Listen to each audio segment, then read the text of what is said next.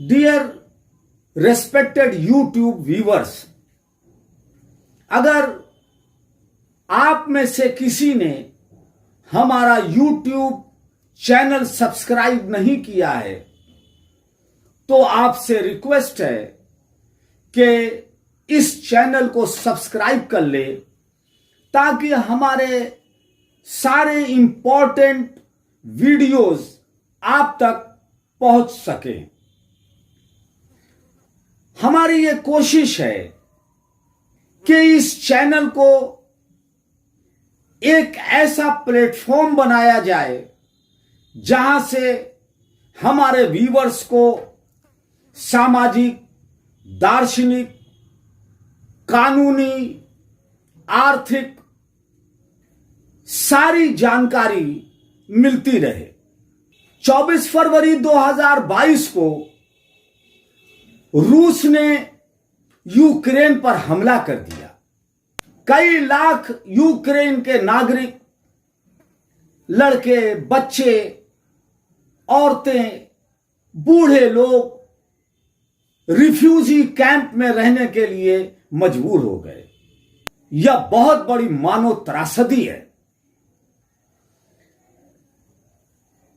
1965 में जब अमेरिका के प्रेसिडेंट जॉनसन ने वियतनाम में अमेरिकन इंटरफियरेंस बढ़ा दिया और यह वियतनाम पर हमला और संघर्ष करीब 1975 तक चलता रहा और 1975 में करीब वियतनाम से अमेरिका ने अपनी फौजें वापस ली। 2001 में अमेरिका ने अफगानिस्तान पर बमबारी किया। इसके पहले इराक पे बमबारी हुई। हमने देखा कि किस तरह Iraq, Libya, Syria, Ethiopia, Vietnam, Afghanistan first world war और सेकेंड वर्ल्ड वॉर के बाद बर्बाद हुआ। यह बहुत बड़ी मानव त्रासदी हुई जिसमें लाखों करोड़ों लोगों ने अपनी जिंदगी रिफ्यूजी कैंप में गुजारा। उनके फैमिली की जो खुशियां थी वो नेस्त नाबूद हो गई। कितने बच्चे मारे गए, कितने परिवार उजड़ गए।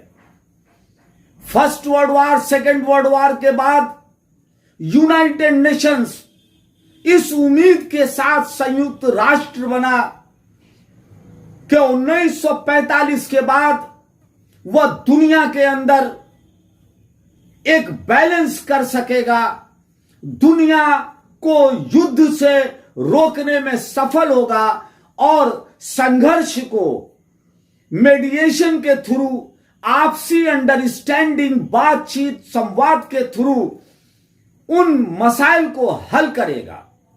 मगर एक के बाद एक जो घटनाएं घटी, युद्ध हुआ, उसने यह साबित किया है संयुक्त राष्ट्र, यूनाइटेड नेशंस इसमें पूरी तरह सफल नहीं रहा। यूक्रेन, रूस यूक्रेन को अपना प्राचीन साम्राज्य में सम्मिलित मानता है। यूक्रेन के बहादुर लोग इतिहास में आज भी जाने जाते हैं और 1812 में 1812 में नेपोलियन की सेना और 1941 में हिटलर की नाजी सेना को इसी यूक्रेन के जाबाज सैनिकों और जनता ने हरा दिया और रूस की हिफाजत किया। जब यूक्रेन सोवियत संघ का हिस्सा बना, जब यूक्रेन सोवियत संघ का हिस्सा बना तो इसका नाम पुराने रूसी शब्द ओकेना से लिया गया, जिसका मतलब होता है परिधि।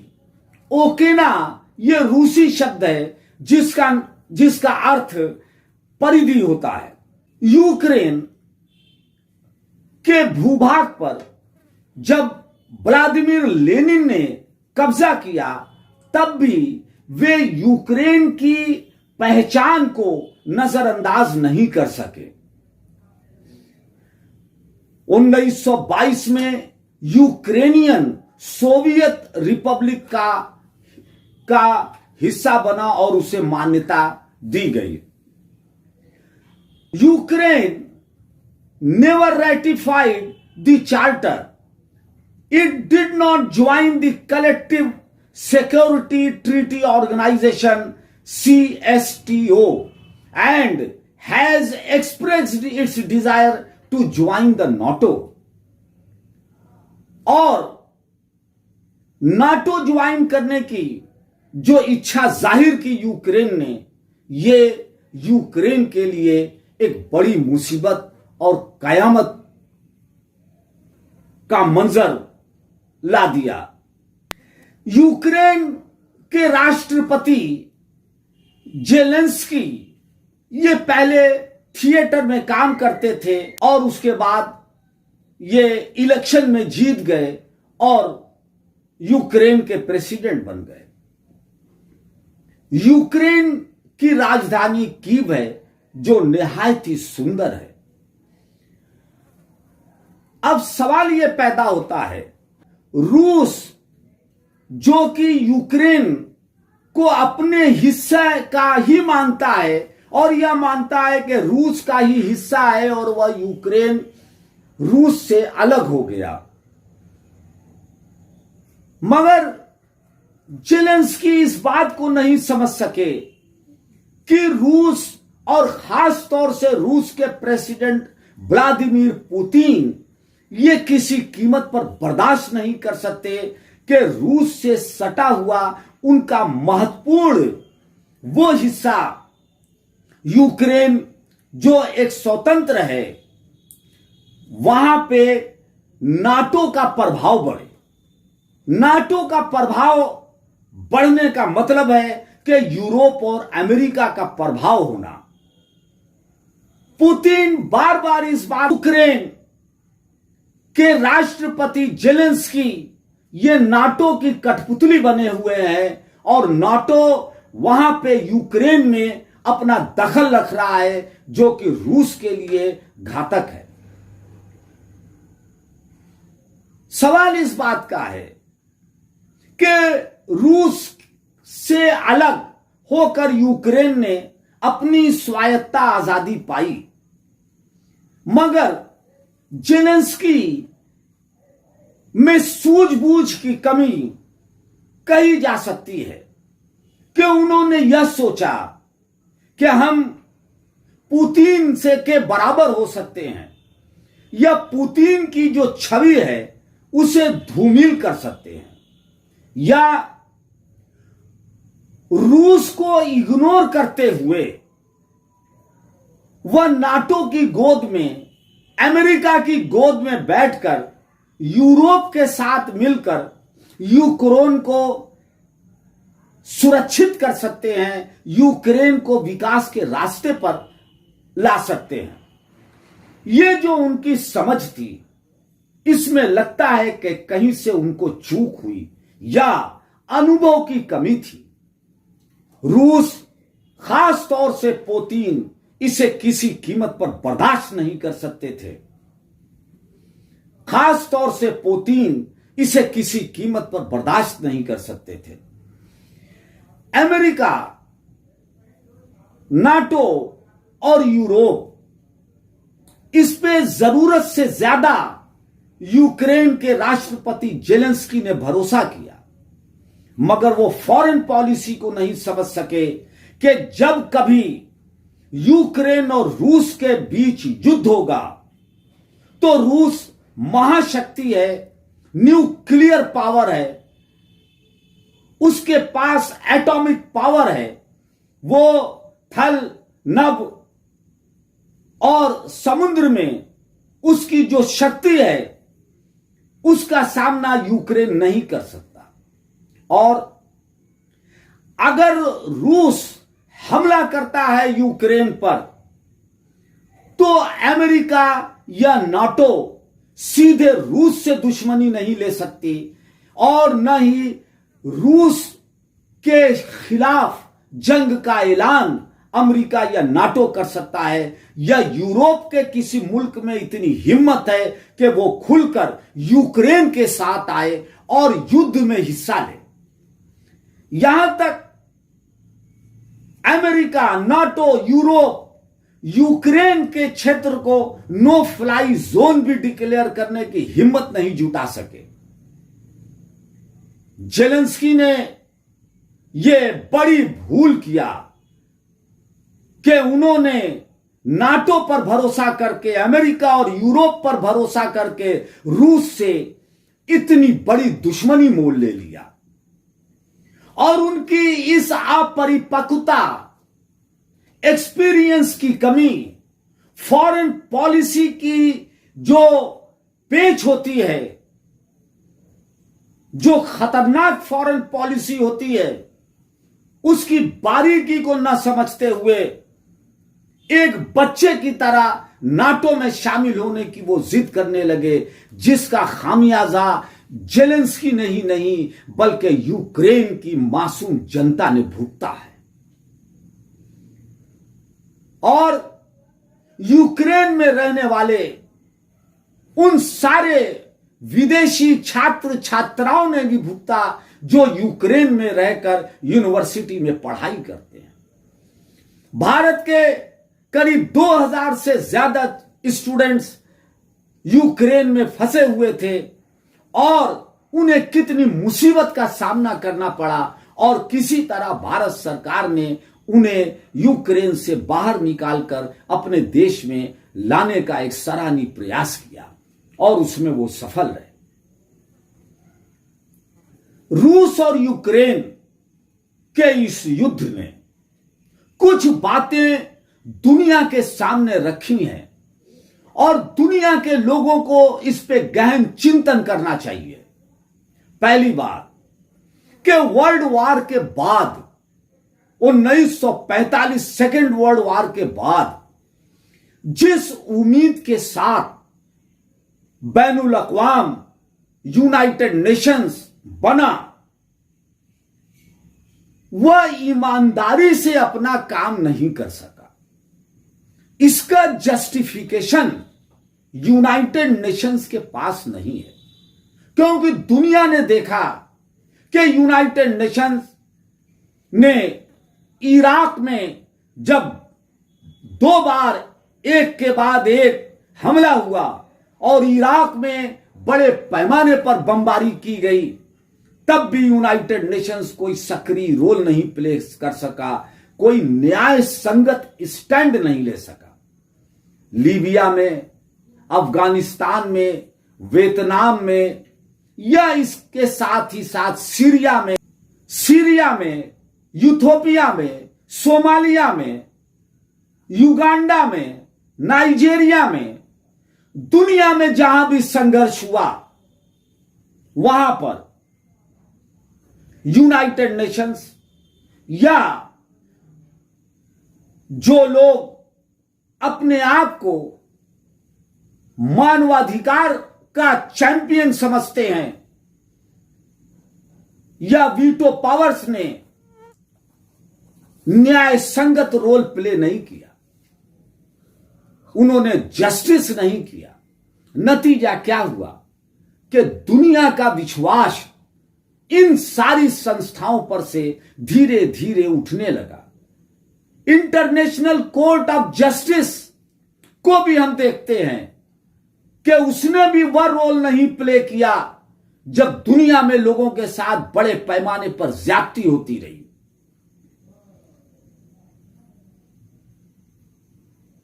तो इसलिए अगर इस अर्थ प्लैनेट को वर्थ लिविंग बनाना है, अगर डेमोक्रेसी को वाकई हम चाहते हैं कि मजबूत हो, हम ये चाहते हैं कि ये अर्थ प्लैनेट दुनिया के लोग, ये मानव समाज सुख शांति और समृद्धि से रहे।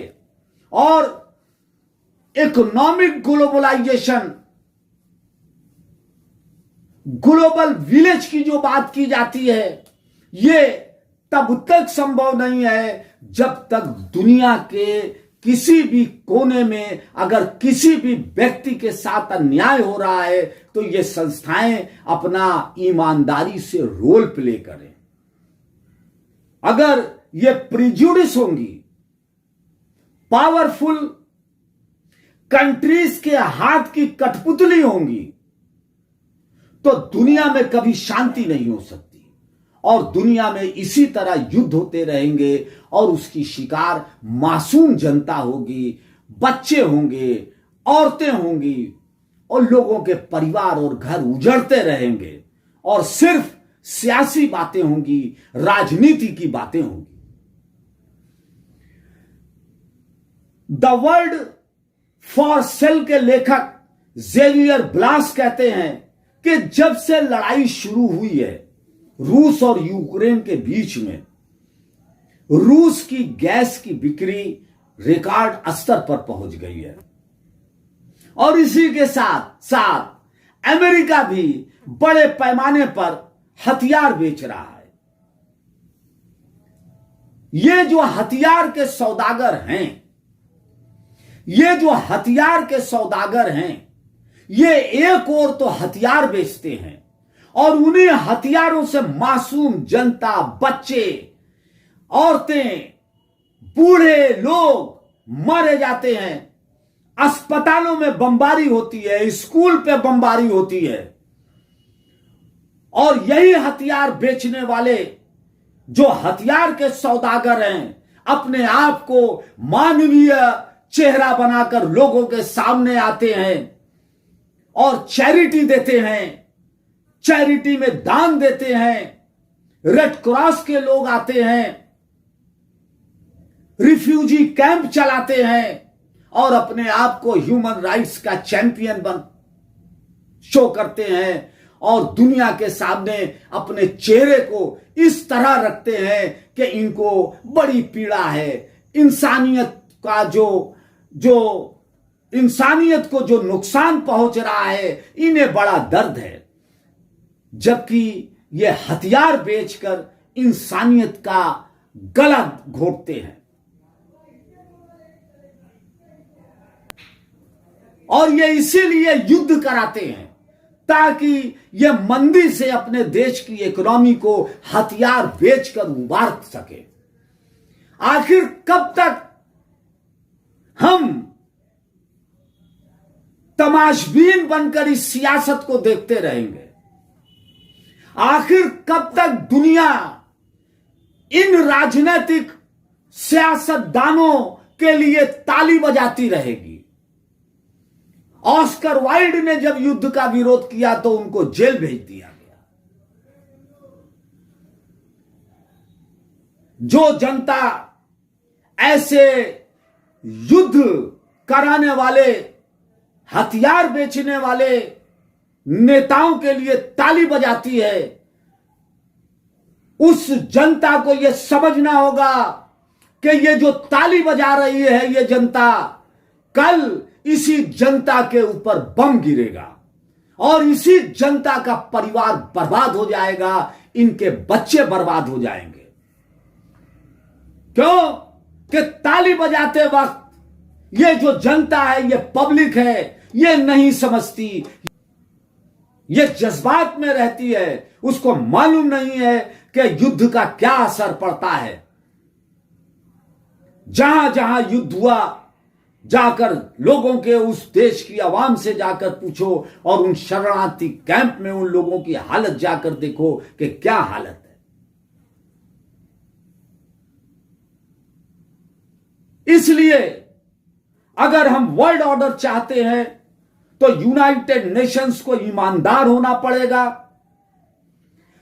अगर हम वर्ल्ड ऑर्डर चाहते हैं और यह चाहते हैं कि दुनिया के अंदर युद्ध न हो, अमन हो, शांति हो, पीस हो, डेवलपमेंट हो, प्रोग्रेस हो, रियल सेंस में लोग एजुकेटेड हो, तो यूनाइटेड नेशंस को एक एक्टिव, ईमानदार, पक्षपात रहित तो रोल प्ले करना पड़ेगा।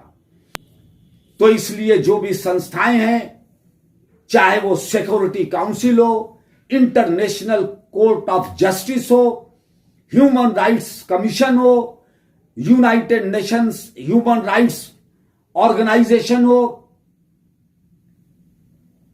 जो भी दुनिया के अंदर संगठन है, वो सब ईमानदारी से, पक्षपात रहित होकर और न्याय के सिद्धांत का पालन करें,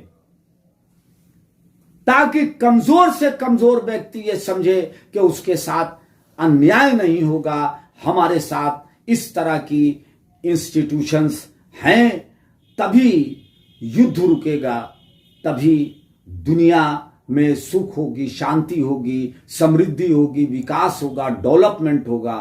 अन्यथा ये संघर्ष इसी तरह निरंतर जारी रहेगा और हम इसी तरह आंसू बहाते रहेंगे, किताबें लिखते रहेंगे, हथियार बेचते रहेंगे, पत्र पत्रिकाओं में लेख लिखते रहेंगे और टीवी चैनल पर हम डिस्कशन करते रहेंगे, आंसू बहाते रहेंगे और ये कहते रहेंगे कि साहब हम तो बड़े चैंपियन हैं, हमारे अंदर दुनिया का, मानवता का बड़ा दर्द है, दुख है। ये जो नकाब है, ये चेहरे से हटाना पड़ेगा, तभी यह अर्थ प्लेनेट वास्तविक रूप से ग्लोबल विलेज बनेगा, तभी एक ग्लोबल सेंस डेवलप होगा। Thank you very much.